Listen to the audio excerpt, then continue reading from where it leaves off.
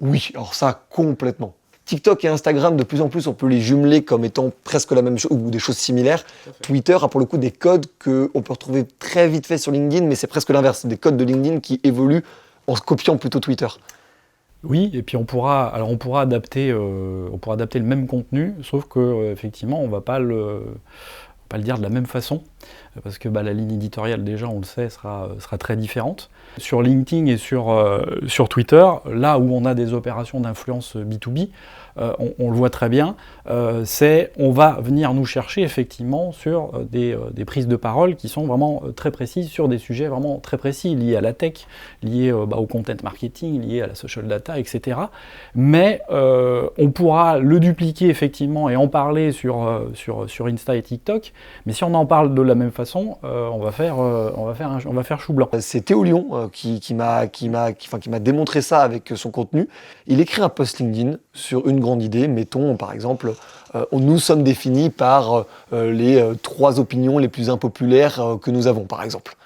Il va écrire un post LinkedIn là-dessus, il va créer beaucoup d'engagement, il va tourner une vidéo de ce post LinkedIn, il va en faire un TikTok et un Reels, Instagram. Il va publier du coup le lundi sur LinkedIn, le jeudi sur Instagram, le lundi d'après sur TikTok et même potentiellement le jeudi, du coup 10 jours après le premier post sur Twitter. Et là pour le coup plutôt on thread avec 1, 2, 3, 4, 5.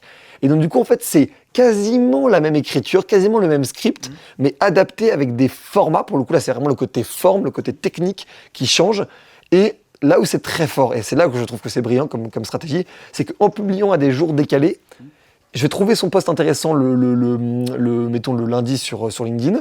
Je vais tomber dessus le vendredi, un jour après sur Insta, ça va me faire un petit rappel parce qu'en fait, j'ai vu tellement de contenu que je l'ai un peu oublié.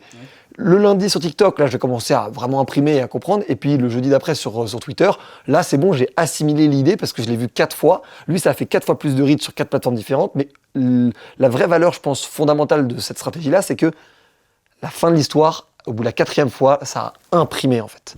On commence à être de plus en plus, d'ailleurs on le voit par rapport aux influenceurs, sur des stratégies de cross-platform. Ouais.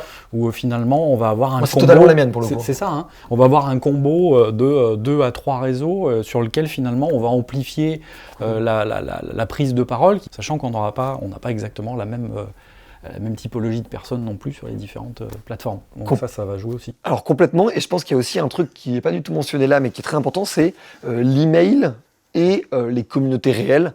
Parce qu'on oublie parfois qu'en fait, les réseaux sociaux, c'est en fait juste la digitalisation en fait, des key opinion leaders, mais qui ont en fait toujours existé dans l'humanité, et que les newsletters, enfin les newsletters, plus que les newsletters d'ailleurs, le mail et la communauté réelle, et en fait souvent un bien meilleur ROI, même si un mail il est parfois plus difficile de le faire passer à l'échelle.